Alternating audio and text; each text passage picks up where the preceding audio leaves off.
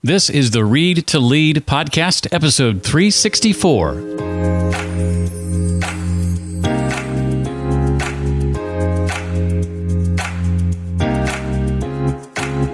People are like, well, I don't want a journal. I'm like, okay, find an app. Go for a walk. Write thank you notes. Do it any way you want to do it. But start that practice because it changes your mindset and opens the possibility for grace to enter. Do you have a division between who you are as a business leader and who you are as a spouse, friend, sibling, or parent? Well, the awareness of the division that exists within you and the roles you play creates space for your inner voice.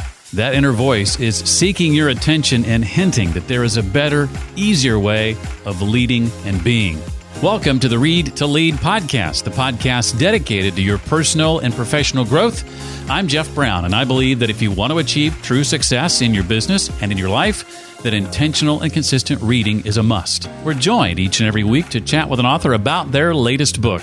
And today, that author is Alexsys Thompson. And her new book, released in January, is called The Graceful Leader. I'm going to ask Alexsys to share about the 6 tenets you need to understand in order to achieve graceful leadership, how to address and handle pushback from potential grace baggage, the power of grace to transform your company's culture, and lots more. As you dig into her book, Alexsys says you'll find yourself making better decisions, building healthier relationships, and experiencing joy, love, and compassion as you transcend into the leader you were born to be. And a quick note before we bring Alexsys on, if you have struggled to develop a consistent reading habit, even if you've got that part down but need help with making the most of what you read, actually putting what you learn into practice, I've got what I believe to be the perfect book for you to do just that. Yeah, it's a book about reading, and it's called Read to Lead, the simple habit that expands your influence and boosts your career. That's right, it's my own book. After interviewing other authors for nearly 8 years, I've got my first book coming out in August, and you can pre-order it right now. Currently only available on Amazon. You can go to readtoleadpodcast.com/book to be taken directly to its Amazon entry, or go to Amazon and simply search Read to Lead. It would really mean a lot if you pre-order it. I think you'll get a lot out of it too. Again, it's readtoleadpodcast.com/book. Alexsys Thompson's body of work is a testament to her own leadership journey, as well as the journey of hundreds of other leaders. And a tipping point for Lexi, as I think she'll allow me to call her, came when she established her gratitude practice and spent a decade refining it. Today, developing a gratitude practice is a key element of her work as a board-certified executive coach. Now, she also serves as adjunct staff for the Center for Creative Leadership, and she's a member of the Forbes Coaching Council. She authored the Tribal Gratitude Journals, curated a collection of short stories called Gratitude 540, and is building a retreat center in Vermont that will be, quote, a safe space for souls to show up. Her new book, the one we're diving into today, is called The Power of a Graceful Leader, Flow, Integration, Alignment. Lexi, welcome to the Read to Lead podcast. Oh, thanks so much for having me, Jeff. It's great to be here. Well, I think we should start with this word grace that I think for a lot of people, right or wrong, good or bad, can sometimes come along with some baggage. So define for us how you see grace, and what does practicing grace look like? Yeah, thanks for that. It was funny because there's a quick story here. I thought about going a traditional publishing route, and I was told by a couple publishers that I wouldn't be able to use that title. And so as a result, because of baggage, right? As a result, I just decided to publish on my own because that was the book I was bringing into the world. So thanks for noticing the baggage, because there does seem to be that there. And grace is a way of being. It's an embodiment of a lot of different tenets, where there's 6 in the book, and it happens most effectively when someone spends time aligning who they are and how they do what they do. And often I get, well, there's going to be a epiphany or an awakening or whatever word you want to use. And am I going to have to quit my job when I learn this? Or am I going to have to leave my family or move to a mountaintop or any of those things? And the truth is, grace happens in every moment of every day, no matter the role you're playing. And the cool part about this body of work is it can be the graceful leader within you leading yourself, which we often aren't typically very kind and graceful to our own selves. Or it could be leading a multi-million-dollar company, wherever you're headed there, and all the spaces in between. When people are around a leader who is in their grace center, they feel it. There are some visible seeings of it, but it's more a way of knowing, and they're also able, when you're able to be your full expression of yourself, appropriate to the situation. That doesn't mean just whatever you want to do, whenever you want to do it, but situationally appropriate, but fully bring all your gifts and talents to whatever space and place you're with a graceful leader. There's a bountiful space to do so. And there's a deep listening for the greatness that you are within you and a place to foster it. Most of us are familiar with terms like servant leadership, conscious leadership. How do those connect to graceful leadership? Yeah, they're all very, very important parts of a graceful leader. So for me, I studied a lot about servant leadership years ago when it kind of became the term, and there was a framework to understand what it is and was. And it is definitely a step in the journey to being graceful, is being in service to others, understanding the truth of a leadership paradigm, that you're not at the top or above or command and controlling. You're coming from the sides and behind to perhaps remove barriers and lead from a different position. And then consciousness, the conscious leadership is the ability to understand who you are, like, period. And that's a whole internal journey that creates an awakening and an experience of the world around you from a very different framework when you begin to understand what you are and what you're not, and the loveliness and the not so loveliness of that experience. The graceful leader brings those things together, right? So on the cover of the book, there's an infinity symbol, and it's very intentional that those 6 dots on that infinity symbol represent that as a graceful leader, you move in that continuum almost effortlessly most of the time, just knowing that you're going to be from the front, the side, serving, leading, crisis control, not showing up at all, because your team or the people that you've entrusted literally don't need you, So there's a space in graceful leadership. There's a little bit of a reckoning that you're leading, people want you to lead, but they don't have to have you. It then becomes this really symbiotic choice, and that could be scary for leaders. Yeah. As I prepared for this conversation, I found that as I wrote out my questions, I was essentially wanting to ask a question from every single chapter, which is not always the case. And after opening the book with chapter 1 and kind of defining grace for us, you go into the 6 tenets of graceful leadership. Do you mind unpacking those for us? No, not at all. It was I unpacked these for a small group of people the other day, and we all realized that I'm going to have to go quickly because these are very deep bodies of work. So the graceful leader, there's 6, and the first one is integrating mind, body, and soul. I think a lot of us have heard that, and we go, oh, okay, I need a meditation practice, maybe a gratitude practice. I probably should throw in some yoga, right? And then I got it, right? I got a T-shirt, and I'm maybe a Peloton because I'm ordered mine, But there's an understanding that there's multi-facets of being a human being, and there's different energetic bodies. I think that if I was to pick one of the supporting areas underneath this, because each of them have a few bullets to kind of give you an idea of what this means in this context of graceful leadership, the key one is really understanding your mission, vision, and purpose in the world. Simon Sinek coined it quite a while back, right? Know your why. And that's the beginning of understanding why you're here. And when you begin to understand that, I know for me, it did result in some pretty big pivots in my work world. And it took me, I started with a paragraph. Someone would ask me, okay, who are you? What do you do? And instead of giving my title, I practiced with, 3 long sentences, and they just looked at me like I was a lunatic. I eventually got it down to creating safe places for souls to show up, which most people can kind of get, and then they have some inquiring questions. But in that tenet, that's a really big place to start. In the evolving tenet, which is the alignment of soul and self, there's so much good stuff out there in psychology to help you understand that there's your egoic self, and that's not a bad thing. We don't need to make ego bad for our soul-centered self to come in and play a part. It is more about understanding that you have 2 or more energetic bodies, and at least these 2, your egoic self and your soul-centered self, your grace center, and getting them aligned and integrated so that they work with each other rather than at each other reduces a lot of internal strife and friction. Hence, you go into that flow space that we talk about here as well. Transparency of self and others. This is walking your talk, which I think most of us get that. When you mess up, clean up, do better, know better, do better philosophy. This one here is important for leaders because we talk in here about not identifying with the labels that you either put on yourself or others put on you solely. So I get a big job. I remember when I got my first VP title, I was like, I got the shirt, the medal, the authority, and I did identify with it a lot. And I had some really crappy behavior as a result of what I inferred that to be by watching others with that title. I didn't know better, so I didn't do better to understand who I was meant to be inside that framework of VP. Connecting self and universe, this is understanding the world is bigger than you. It seems like, we try to teach our children that from a young age, like share, it's not all about you. And then somewhere in our career, we seem to forget it. Like, we take things too really personally because if that happened, it must be because I'm good or bad. And that's a whole journey in here for people to take on.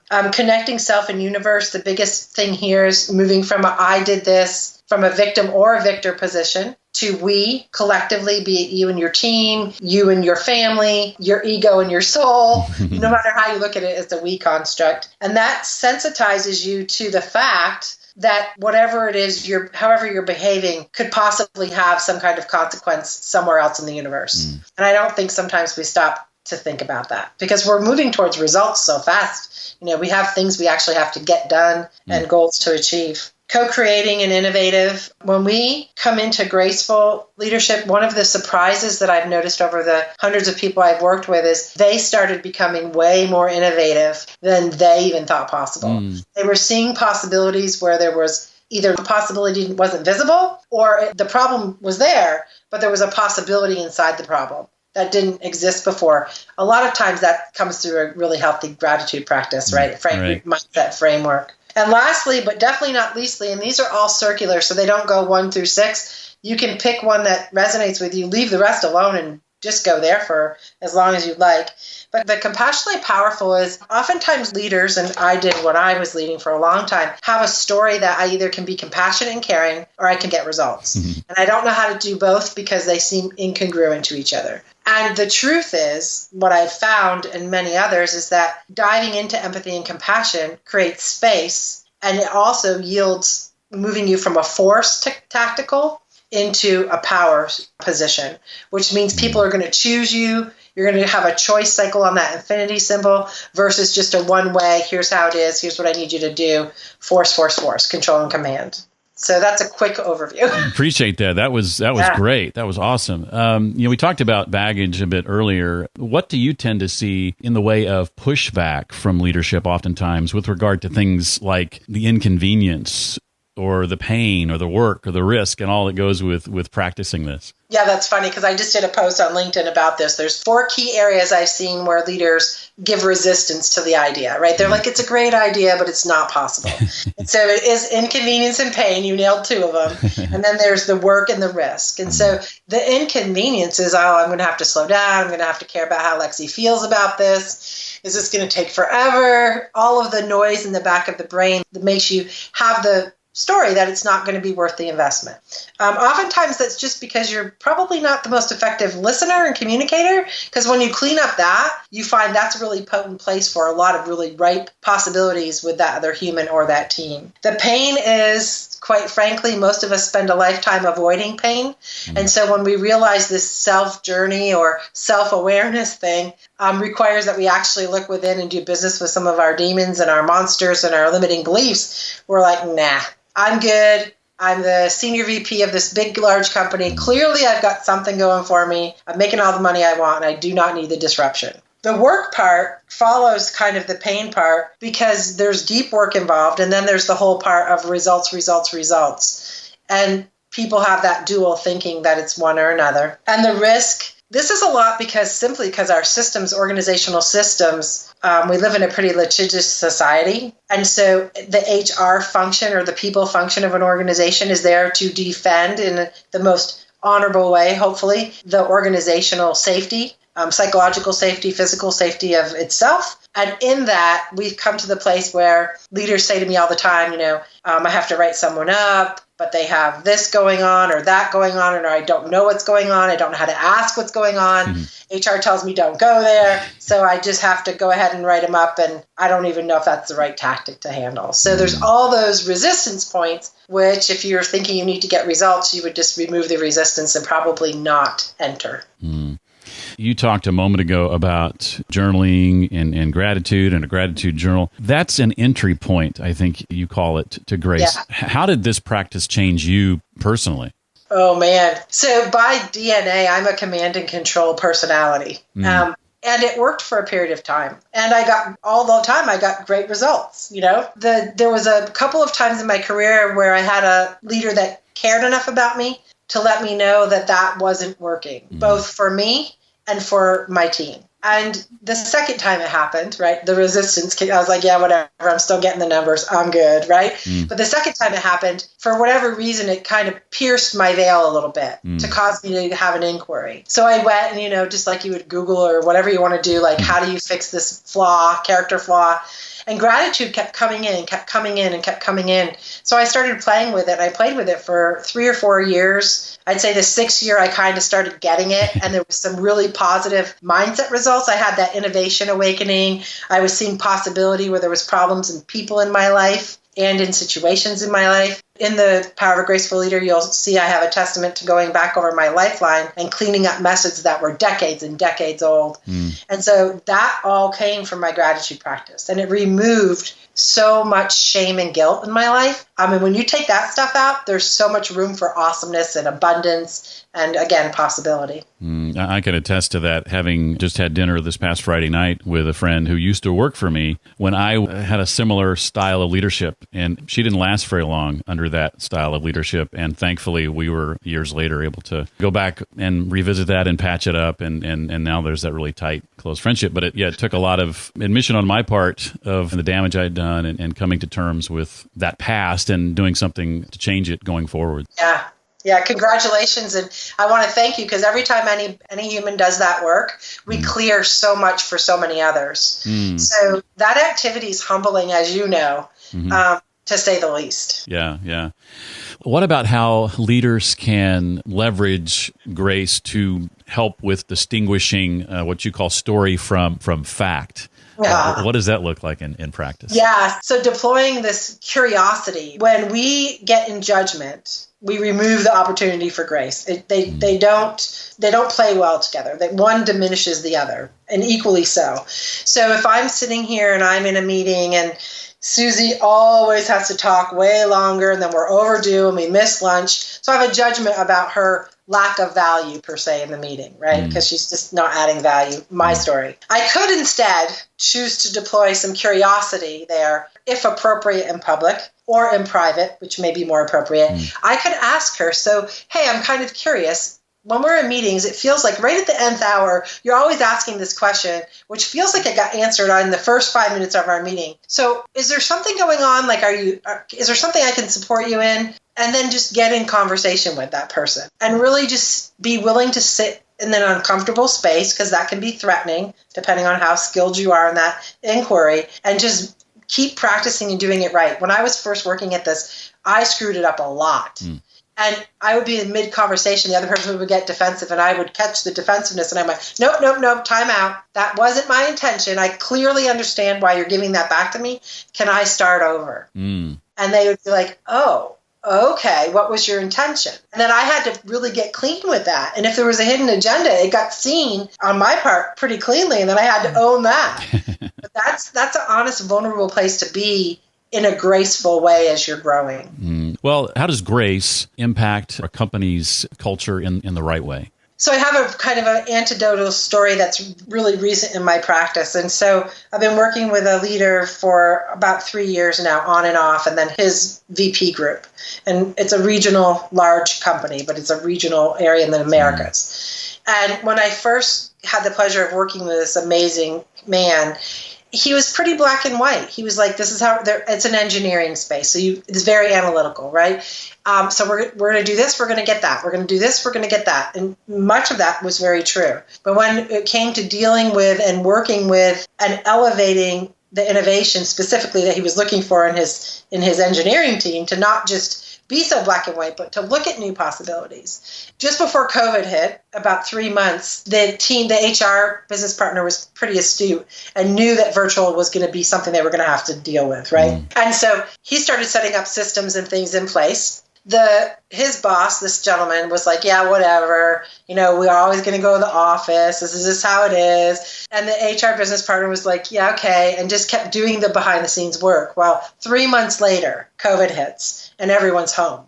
So the great news is they had some systems identified and a couple of quasi in place to deal with this, right? And then all of a sudden, this gentleman is looking at a very new world, a way of working, and unsure how to navigate that space. So we got really, the executive team and I got really hands in, dirty, talking about some really tough stuff. And fast forward a year later, COVID now, everyone's talking about, are we re-entering? Are we not re-entering? If we re-enter, how do we do that? And it was an epiphany for all of us to hear him say, we are not returning right now. We've worked too hard to build trust in our division.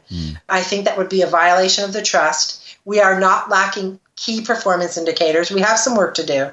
So we're going to go ahead and make it a voluntary re-entry. And that isn't black and white. That's working a lot in the gray, and that's transformational for a culture. I was just reading the other day that Salesforce announced that they're not requiring anyone to return to the office forever, basically, is how they put it. I'm like, it's not a good time to be in the office rental space. That's your line of work. No, that's a very scary place to be, yeah. Well, for someone wanting to determine their path to graceful leadership, what are some good first steps? I would say look at the tenets, because I think that's and you can get the tenets free. You do not have to buy the book. You can go to my website and download them for free. But I would just be with them, like read them and go, this one doesn't make sense, or this one's, I'm curious about this, and find the one, right? Just find one that is creating some resistance for you, because that's a great place to start. And you can do it as a solo act in the beginning and kind of just start mining for some things about who you are and who you see yourself being, or who you've been, and you want to kind of be something different in your world as a leader. That's a great place to start. There's always a gratitude practice. I can't say that enough times. And people are like, well, I don't want to journal. I'm like, okay, find an app, go for a walk, write thank you notes, do it any way you want to do it. But start that practice, because it changes your mindset and opens the possibility for grace to enter. The thing that got me starting with journaling on a consistent basis was very simply, instead of just opening up to a blank notebook, which I used to try to do, because I've just got these 7 or 8 prompts of questions that I just go through and answer. And one of those is, what am I thankful for? What am I grateful for? Yeah. Whether you're in a position of leadership or not, and you're thinking, my workplace is never going to go for this. What are some tips for kind of talking about introducing this subject into the workplace, let's say? So that's great. There's a whole chapter on this, right? So I think that the best way here that I've seen be most effective is to not talk about it and then start practicing it. You don't have to call it graceful. You can just take some of the tenets and start practicing them. What's going to happen with the really cool part is people are going to go, Lexi's acting a little different. She's not so bossy, or she's listening better, or look at the results our team are getting, because what happened over there? And people will start peeking over in your part of the world. And then you can start introducing, well, I've done this, or I read this book, or I have this new way of being, or this new practice. And because the invitation is going to come, grace is a very magnetic, energetic way of being with people. And I've learned that when I'm in that more than not, that's when all the really good, juicy parts of my life start to show up. I do want to say this whole practice, as in any, it's participation, not perfection. So when I say this, I'm not sitting here graceful 365 days, 24/7. I goof it up a lot. I just have the skills to clean it up, or recognizing it before it gets too messy. So some grace with yourself is a pivotal place to start. Oh, great point. Well, I want to shift gears here a bit. Give us some insight, Lexi, into your history with reading and the impact that books have had on your life. How has the habit of, say, intentional and consistent reading played a role in your success, assuming it has? Yeah. So I've been a voracious reader since a young person. My mom and dad live in the house that I grew up. And when I go there, especially if it's the fall, because it's in Vermont, I'm back here now, but I lived in Texas for a long time. There's a bunch of birch trees. And I used to spend hours and hours on a blanket under those birch trees in fantasy land, Stephen King when I was young, and a whole bunch of other ones. But I would be able to, I'm introverted by nature, so it was natural for me to escape my world, not because it was good or bad, but just to venture other worlds. Eventually, I became a young mom, and I didn't know what that meant, so I started the self-help in that space, because I was like, how do I be a good mom, and what does that mean, and how do I not screw them up too bad? And then eventually, as I grew in my career and my leadership studies, I read a lot of documentary kind of things, or movies and books. where people can actually share their story, the power of their story and how they got there, and then be able to refine how I get there. So it's very, very, very pivotal on my whole life. If you had to pick one or two that have had an impact on you, is there a couple that come to mind that you like to encourage other people to read? Yeah, I think here's an easy one. I like to give an easy one. So one is The 4 Agreements. And it's easy because there's 4 and you can remember them, right? And you can put it on your refrigerator and you can just remember your beingness and ask yourself, because I do this often, am I living inside of those 4 agreements as best I can? And another book that most people haven't heard of, it's called Pivot. And it's written by Michelle Smith. It's all about co-creating with nature, and it's a huge memoir that she's written that is both of this world and not of this world. So it's been a beautiful read, and I implement a lot of her practices in my life. Great recommendations. As you look ahead to the rest of this year, what are you looking forward to? What are you and your team excited about going forward? Yeah, so the most exciting thing right now is that we're tightening up and getting ready to deliver the coursework around PGL so that people can actually get in and get their hands and have a mechanism to engage with the concepts and ideas in a practical way. That's really important to me. And then the other thing is we've purchased some acreage in Vermont, and we're developing and unfolding an intimate, intensive retreat center here for healing and transformation. Excellent news. Well, the book again is called The Power of a Graceful Leader, Flow, Integration, Alignment. Her name is Alexsys Thompson, or Lexi as soon as you become friends.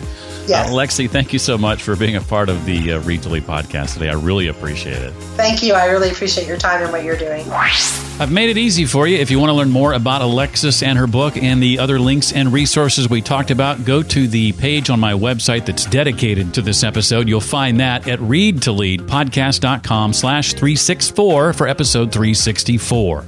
Hey, would you consider pre-ordering my book right now? You can do so by going to Amazon and searching Read to Lead, or visit readtoleadpodcast.com/book to be taken directly to it. It's called Read to Lead, the simple habit that expands your influence and boosts your career.